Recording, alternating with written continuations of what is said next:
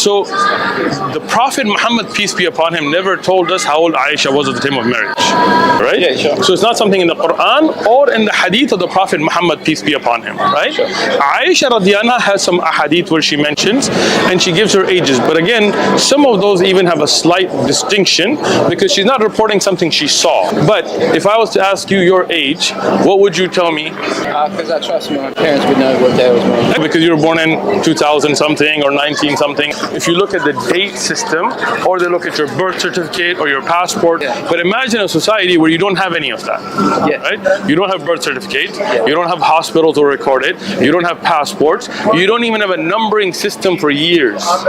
In the Islamic calendar, the Hijri calendar started with Umar radiallahu anhu. So in that earlier time, there was no calendar. So they would say Aam al-Fil, the year the elephant attacked, or they would say the year when it rained a lot, right? Because it wasn't something very important to them. And that's why you see Aisha radiallahu anha give in hadith in Sahih Muslim and Sahih Bukhari slightly different ages as well. Now, what is important is that she was already engaged to be married when the Prophet's proposal came. You're judging a society by today's standards.